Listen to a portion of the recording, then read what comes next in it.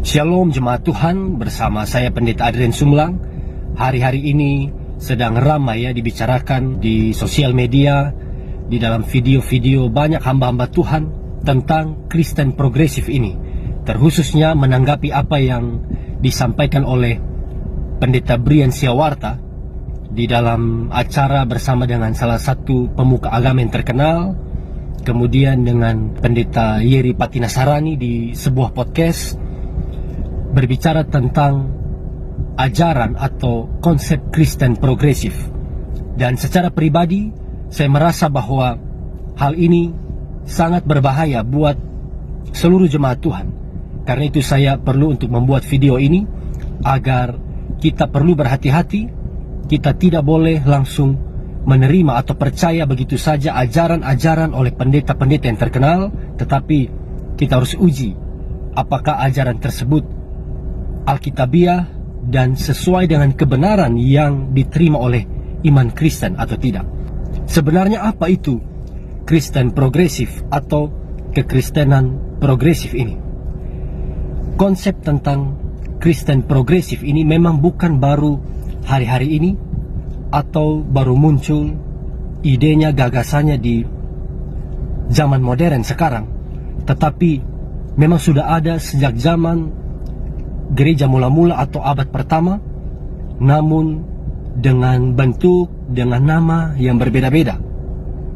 Sekarang di zaman modern ini disebut Kristen progresif sesudah tahun 1996 itu kan. Pendeta James Roll Adams dari gereja episkopal yang pensiun kemudian akhirnya mendirikan pusat kekristenan progresif ini. Kristen progresif ini adalah bagian dari teologi postmodern yang sangat mendapat pengaruh dari teologi liberal, sehingga sering disebut sebagai teologi liberal versi modern. Dan seperti apa ajaran atau keyakinan mereka? Saat saya membuka dan membaca di dalam bethelbeaverton.org, ada rangkuman yang saya temukan. Pesan mendasar dari Kristen progresif ini adalah kasih dan penerimaan. Mereka berkata bahwa sama seperti Yesus yang mengasihi perempuan yang berzina, Sakeus yang seorang pemungut cukai, dan orang-orang berdosa lainnya, berarti sebagai orang Kristen kita harus bisa menerima dan mengasihi semua orang, mengasihi dan menerima semua gaya hidup, semua ajaran, semua jenis kelamin, dan tidak menghakimi mereka. Dan ini berbeda dengan ajaran Kristen konservatif yang selama ini kita terima dan kita pahami bahwa Tuhan memang mengasihi, Tuhan memang mencintai orang berdosa, tetapi Tuhan membenci dosa. Tuhan tidak mau kita tetap tinggal di dalam kesalahan. Perhatikan nama mereka, Kristen progresif. Artinya orang percaya harus memiliki iman yang terus bergerak, yang ada progres, yang berubah-ubah. Sama seperti budaya yang selalu berubah, teknologi yang terus mengalami kemajuan, dan peradaban kehidupan manusia yang terus bergerak dan berubah. Demikian juga dengan iman. Bagi umat Kristen progresif, Alkitab hanyalah salah satu sumber kebenaran dan bukan satu-satunya sumber kebenaran yang mutlak.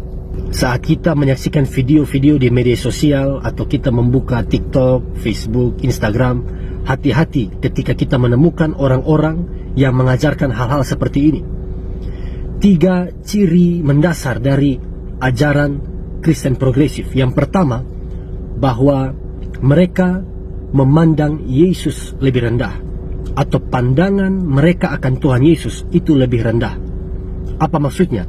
Yesus bukanlah anak Allah, Yesus tidak harus disembah, tetapi mereka katakan bahwa Yesus adalah guru, Yesus adalah teladan moral yang harus kita ikuti. Yang kedua, Kristen progresif lebih menekankan kepada moral daripada keselamatan. Yang terutama adalah perbuatan baik kita, yang terutama adalah moral kita, karakter kita, bagaimana kita memperlakukan orang lain, hidup kita itu yang lebih penting.